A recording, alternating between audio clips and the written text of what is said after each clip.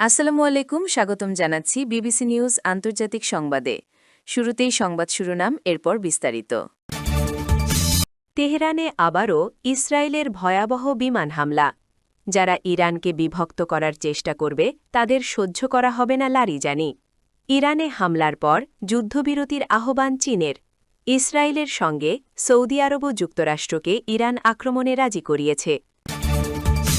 দর্শক, এতক্ষণ শুনছিলেন সংবাদ শিরোনাম। এখন বিস্তারিত। আপনি যদি ইসরায়েলের ধ্বংস চান এবং মুসলিমদের পাশে থাকেন, তাহলে ভিডিওতে লাইক করে চ্যানেলটি অবশ্যই সাবস্ক্রাইব করে দিবেন এবং আপনার মূল্যবান মতামত অবশ্যই কমেন্টে লিখে জানিয়ে দিবেন। এখন বিস্তারিত। তেহরানে আবারও ইসরায়েলের ভয়াবহ বিমান হামলা। ইরানের রাজধানী তেহরানে ভয়াবহ বিস্ফোরণের খবর পাওয়া গেছে। দেশটির রাষ্ট্রীয় সংবাদ সংস্থা ইরনা জানিয়েছে, রোববার ১ মার্চ সকালে তেহরানের গুরুত্বপূর্ণ এলাকাগুলোতে শক্তিশালী ক্ষেপণাস্ত্র ও বিমান হামলার ফলে বিকট বিস্ফোরণের শব্দ শোনা গেছে।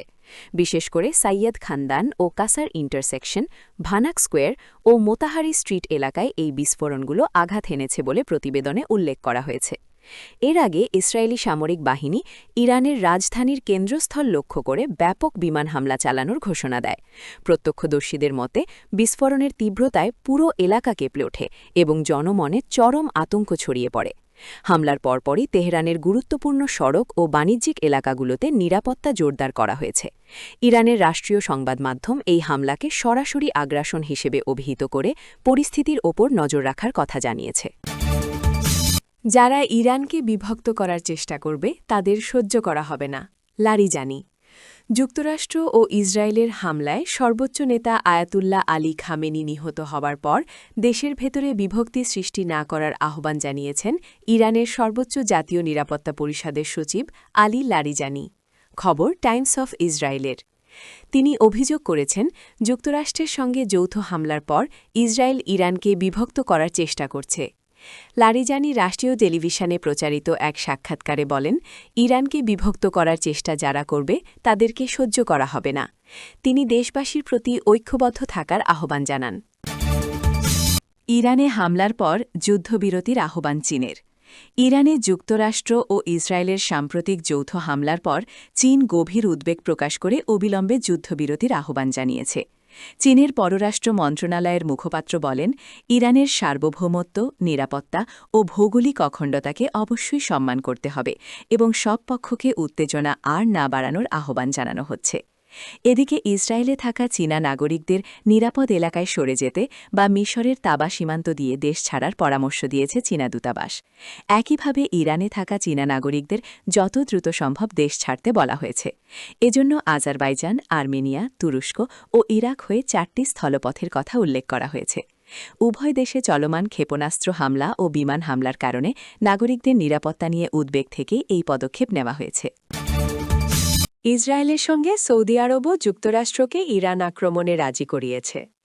মার্কিন যুক্তরাষ্ট্র ও ইসরায়েলের যৌথ হামলার জবাব এখন দিচ্ছে ইরান। দেশটির সর্বোচ্চ ধর্মীয় নেতা আয়াতুল্লাহ আলী খামেনিও নিহত হয়েছেন হামলায়।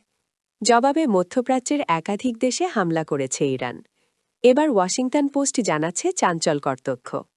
একাধিক সূত্রের বরাত দিয়ে তারা জানাচ্ছে, মধ্যপ্রাচ্যে যুক্তরাষ্ট্রের 2 মিত্রদেশ ইসরায়েল ও সৌদি আরব কয়েক সপ্তাহ ধরে এই হামলার পক্ষে চাপ দিচ্ছিল ট্রাম্পকে। তারই ফল দেখা যাচ্ছে এখন।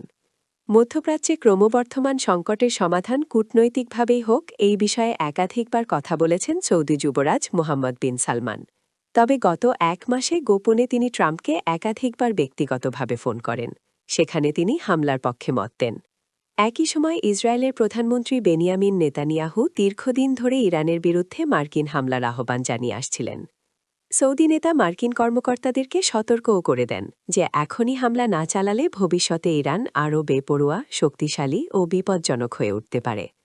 যুবরাজ সালমানের এই অবস্থানকে সমর্থন দিয়েছেন তার ভাই ও প্রতিরক্ষামন্ত্রী খালিদ বিন সালমান।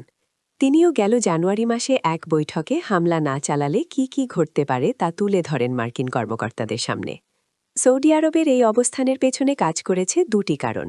প্রথমটি হল নিজেদের তেলের স্থাপনাগুলোর ওপর ইরানের হামলা এড়ানোর ইচ্ছা, আর দ্বিতীয়টি হচ্ছে রিয়াদের প্রধান আঞ্চলিক শত্রু দমনের ইচ্ছা।